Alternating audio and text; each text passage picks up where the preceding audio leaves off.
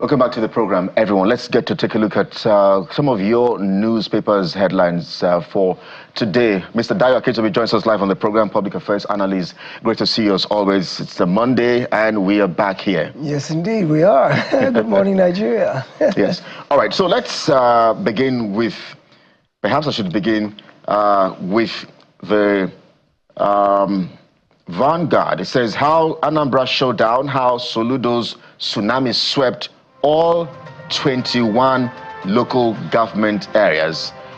Anambra showdown, how Soludo's tsunami swept all 21 local government areas. Mr. Akintobi, I mean, perhaps some people will say we saw this coming. Some will say the power of the incumbency and all of that. For you, let me take off from where my colleague mentioned the congratulatory message from Mr. President for Professor Soludo. I wonder perhaps as you respond and react to the elections, how do you think APC members in Anambra State will be feeling? Well, you can't deny a victory that was so resounding, so I don't see how even the president himself could have tried to manage that in a way that would still have made the APC candidate feel any better without acknowledging the fact that there was so much of a dominant sweep by the incumbents. I think the power of incumbency can take you so far, especially if you have a record to run on. And I believe, although you hear different sides, a lot of people say Professor Soludo has done very well in the last 4 years. I've had one or two people say, well, he didn't really do that great. But following his campaign in the run-up to the elections, you could see from the energy of the crowd and the turnout that there was real excitement about the prospect of him coming back for another 4 years. The crowd looked organic. It didn't look like crowds that were paid to come out and be a rented crowd kind of campaign. And many of them contributed money to his election. Usually it's the other way around. It's the candidate who is passing out incentives and gifts and, you know, entertainment.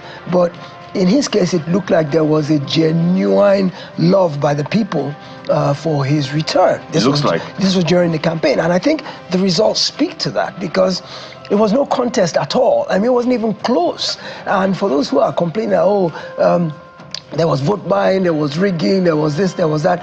When elections are close, very, very, neck and neck, then you can start trying to look and see if there were irregularities or if there were undue advantages conferred to one candidate or the other. But when it's a runaway victory to where the person coming second is so far back in the distance, it goes to show an overwhelming. I don't think you can rig an election that's not close. And I don't think you can create a greater gap through irregularities like vote buying. They said there was a lot of vote buying, but I heard everybody complain about it, even the winner complained about vote buying. So I said, well, who's really doing the buying then? If all of you are saying there's vote buying, who's doing it? It's all of you that's doing it. So I don't think that conferred any undue advantage over anybody. But there's always been a romance between President Tinubu and Professor Soludo. President Tinubu in May went to Anambra to commission some projects, and he was very laudatory in his praise of the strides of the Soludo administration, and he spoke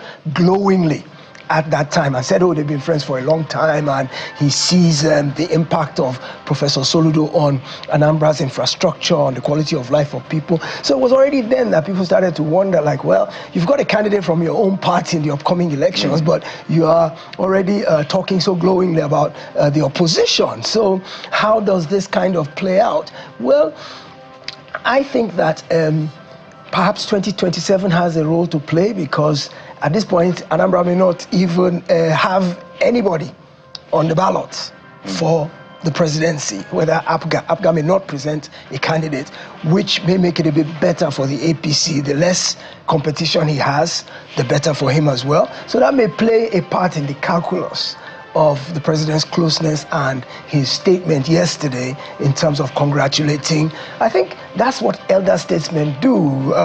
You have to put aside partisanship as an elder statesman and give credit where it is due. If a man won by 90% of the votes, you would congratulate him because it's clear that he's what the people want, and that's the will of the people that has spoken. So I think it's nothing disconcerting about the president's statement to Soludo yesterday. I don't think we should try and read too much meaning into it. Yes, Mr. Keso, some would argue, I mean, if you look at the fact that if you look at the population of Anambra State, yes, you look at those who decided to register, yes, and those who decided to get their PVCs, yes. So wonder, is this truly a reflection of the people of Anambra State?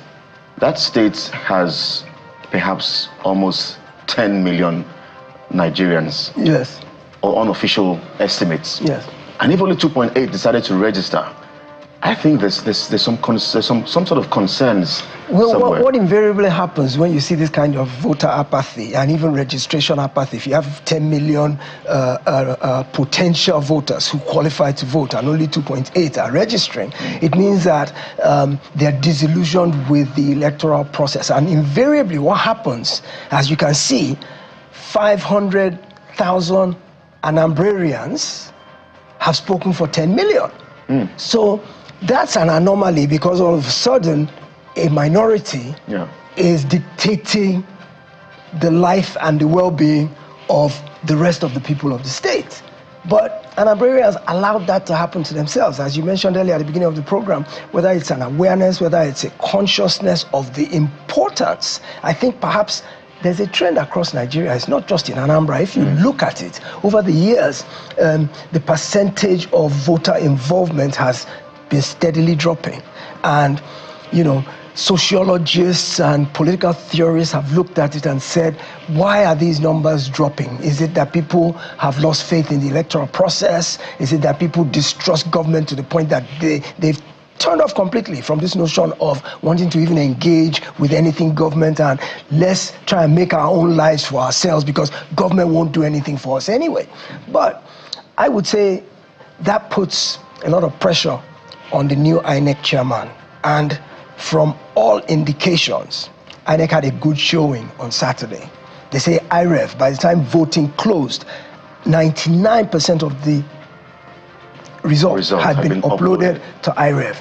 That's a very plus mark for INEC, and I think it's a good start. It's a good coming out of the blocks for Professor Joash Amukpito. So I think he needs to build on the success of this Anambra election. The key thing for me, no violence was reported. For Anambra, that's special. No violence was reported, or voter intimidation, or voters being stopped from going to vote.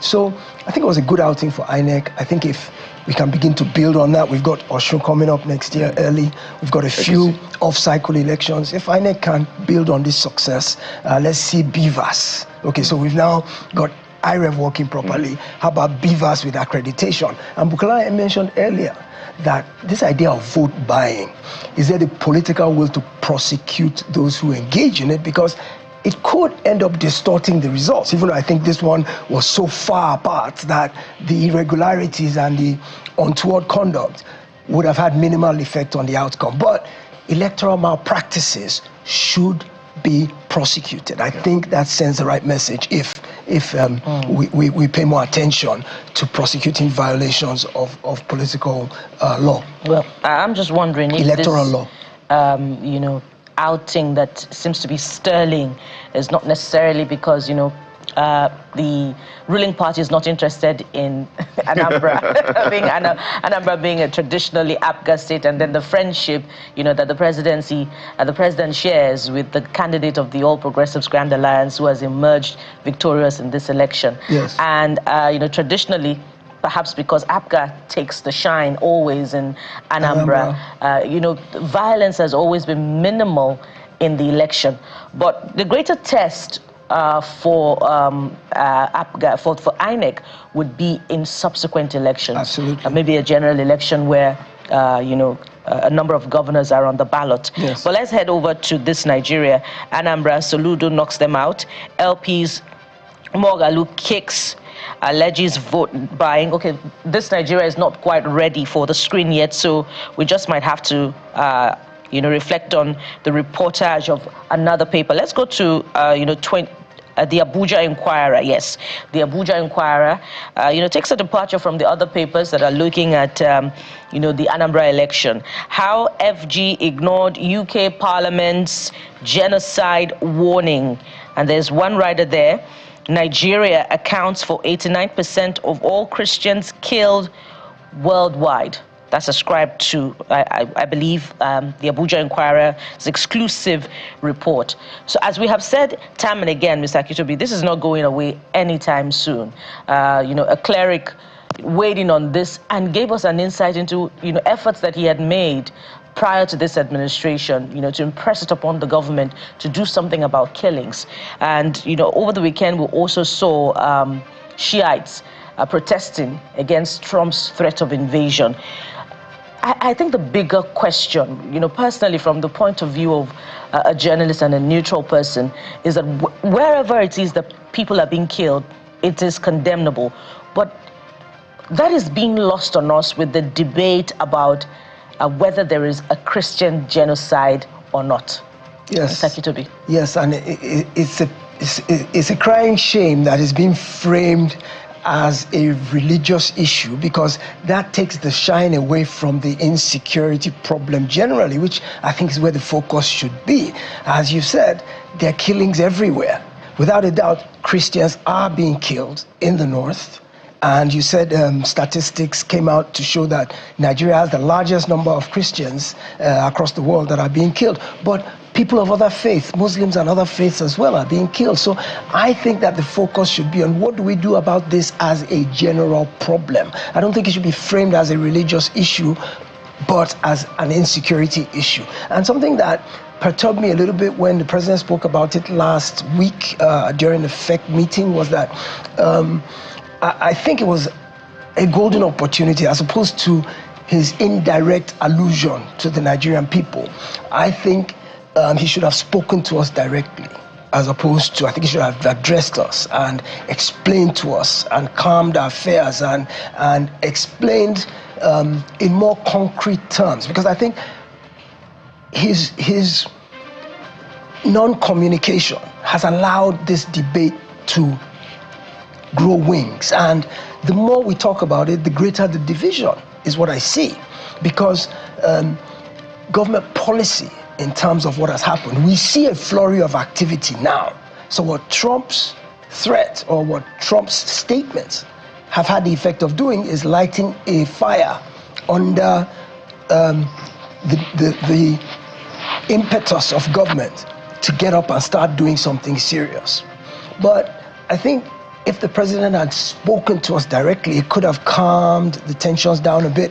Perhaps the debates might not have been so vociferous. Right. Because what the debates are serving to do is divide us further. You'll find as many people believing that there is a concerted, directed, systemic extermination of Christians. That's where we are now, really, Mr. Akitobi. The debates and arguments, across different stratas. Absolutely. But quickly, in 60 seconds or less, Daily Independent gets our attention next. Sky-high fares in Nigeria blamed on, quote, expanding web of FG levies. And we're at that point, of the calendar when the fares would indeed even skyrocket even the more. Yes, and there was talk last week about an additional tax that's going to be put on airfares. And if you look at the breakdown of a ticket, the actual cost of the transportation is the least component. Everything has tax. So as we get into the festive season, thoughts of the fact that fares will go up again is a bit worrisome, because as it is, it's not affordable to begin with. So you ask yourself, everywhere you look is a new tax coming from somewhere. There's still the 15% tax on fuel that we're expecting to kick in after 30 days. That's already causing consternation about inflation. Now here we're talking about more taxes or more fares, more increases in fares coming up soon. All of this just serves to make life harder for the ordinary Nigerian. Yes, reforms are good. We're seeing the reforms, but the reforms are not having an impact on the daily lives of Nigerians. Reforms are still theoretical. We have financial reforms in the CBN. We have banking reforms. All these reforms are with the macro economy. But for them to begin to make a difference, we need to begin to see job creation.